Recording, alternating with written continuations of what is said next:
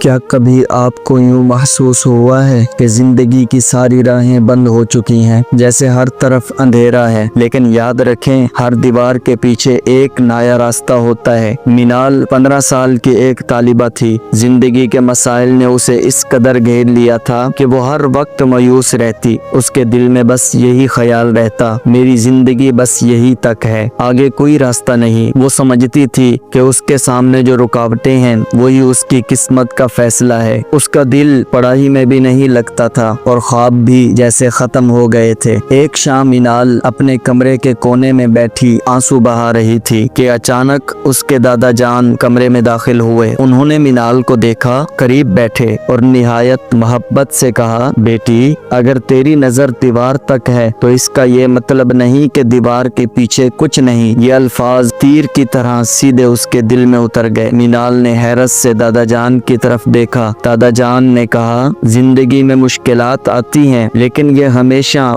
بند گلی نہیں ہوتی، بعض اوقات یہ محض ایک دیوار ہوتی ہیں اور اس دیوار کے پیچھے ایک نیا راستہ چھپا ہوتا ہے۔ بس شرط یہ ہے کہ انسان ہمت کرے اور آگے بڑھنے کی کوشش کرے۔ دادا جان نے ایک مثال دی، یاد ہے بیٹی، جب بیج کو زمین میں بویا جاتا ہے، اوپر سے مٹی کی ایک دیوار اس پر ڈھک دی جاتی ہے۔ اگر بیج سوچے کہ یہ مٹی تو میرا خاتمہ ہے تو وہ کبھی اگ ہی نہیں سکتا، لیکن جب وہ اپنی پوری طاقت سے آگے بڑھتا ہے تو وہ مٹی کو چیر کر روشنی کی طرف نکل آتا ہے، پھر وہی چھوٹا سا بیج ایک تناور درخت بن جاتا ہے۔ مینال نے مثال سنی تو اس کی آنکھوں میں آنسو آ گئے، مگر یہ آنسو مایوسی کے نہیں تھے بلکہ ایک امید کے تھے۔ اس نے سوچا، شاید میری مشکلات بھی وہی مٹی ہے جو مجھے روک رہی ہے، لیکن اگر میں محنت، دعا اور حوصلے کے ساتھ آگے بڑھوں تو میں بھی روشنی کی طرف پہنچ سکتی ہوں۔ یہ کہانی ہمیں ایک بڑی حقیقت سکھاتی ہے کہ زندگی کی دیواریں ہمیشہ راستہ بند کرنے کے لیے نہیں ہوتی، بعض اوقات یہ ہمیں روک کر تیار کرتی ہے تاکہ ہم اور مضبوط بن سکیں۔ جب راستے مشکل لگیں تو یاد رکھیں، اللہ تعالی نے ہر انسان کے لیے آسانیاں بھی رکھی ہیں، بس حوصلہ،